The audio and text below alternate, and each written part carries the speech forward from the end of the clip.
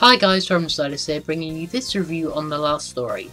The Last Story comes from a strong RPG pedigree, with many people from that game working on the Final Fantasy series at some point. The game also features an innovative combat system, blending stealth mechanics with traditional turn-based strategy, which really puts you in the heat of battle. Well, I hope you enjoy this review on The Last Story. The Last Story is a role-playing game developed by Mistwalker and AQ Interactive and published by Nintendo for the Wii. The game is notable for being directed by Honorable Sakaguchi, who was the previous executive producer for the Final Fantasy series. The Last Story has a strong RPG pedigree, but doesn't live up to its cousin's name.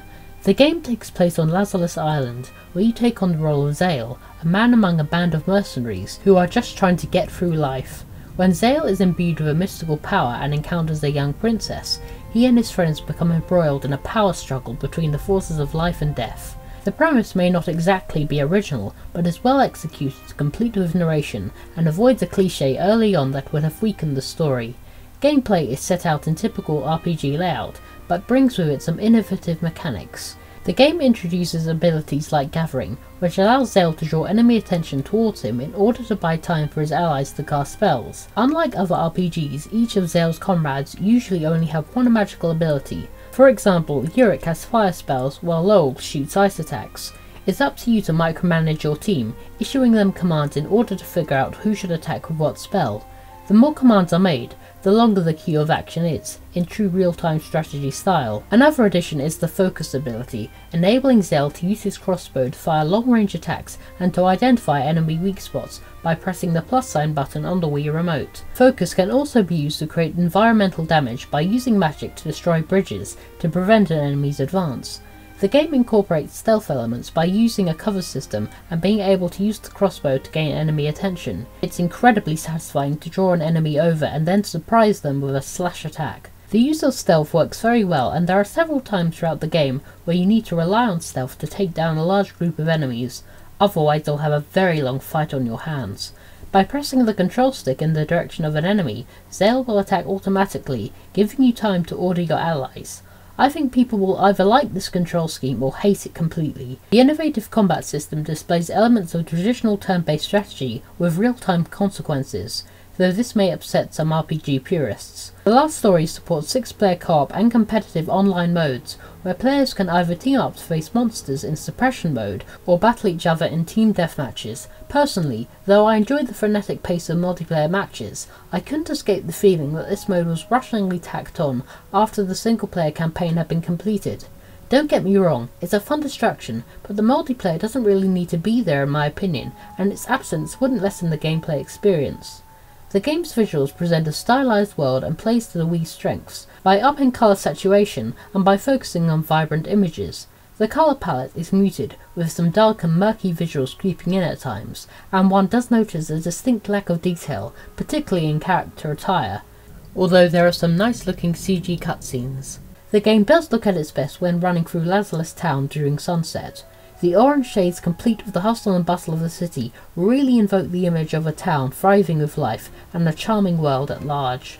Music for The Last Story was composed by Nobuo Uematsu, who wrote the music for many Final Fantasy games. The score is absolutely beautiful, mainly utilising piano and violin, and ranging between soaring melodies for contemplative scenes and fast-paced action music that perfectly suits the heat of battle. The main theme will be stuck in your head for weeks. If you can, try and get hold of the limited edition version of the game, as it includes the game's soundtrack on a separate disc. The music alone is worth putting down the money. The quality of the score is even more amazing considering Uematsu is a self-taught musician.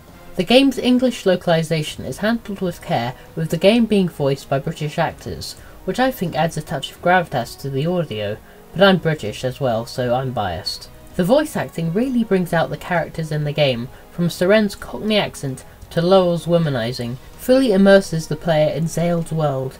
While Zale is a strong central character, I did find him a little wet.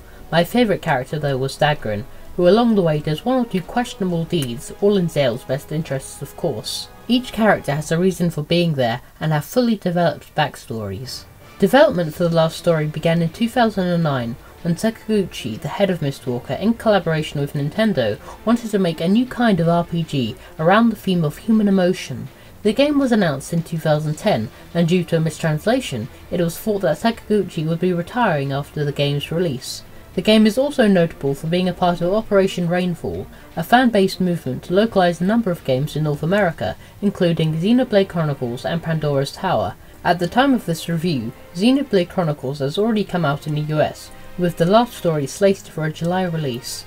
The Last Story is a fine RPG, although I do have some nitpicks with it.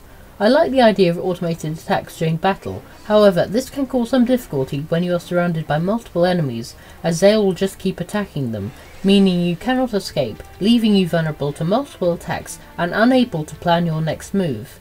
Since this is a game for the Wii, you would expect some motion controls, right? Wrong. The Last Story does not feature any motion controls whatsoever. A good example of this is using the crossbow. It should be controlled with the Wii remote, but is instead just controlled with the control stick on the nunchuck, which is something that really ought to have been addressed, as motion control is the main gimmick for the Wii. For an RPG, there is a surprising lack of side quests. There are a few along the way, but not many. The main story is the star here, which I don't mind that much, but it would have been nice to have a few more side quests that could expand on the game's replay value. Characters level up at a good pace, which is fortunate as towards the latter half of the game, you're more or less fighting giant monster after giant monster. However, with all that being said, The Last Story is an amazing game, and more than lives up to the legacy of Final Fantasy. From the camaraderie between Zale and his fellow mercenaries, to a touching love story between Zale and the Princess Callista, The Last Story presents an epic adventure, one that does the Wii proud in its twilight years. Well, that was my review on The Last Story. If you liked what you saw, let me know by leaving a comment, rate this video, and visit my channel and subscribe because it's completely free. If you want to ask me a question or just keep up to date with me, go to my Facebook page. Thanks so much for watching, and until next time, peace out guys.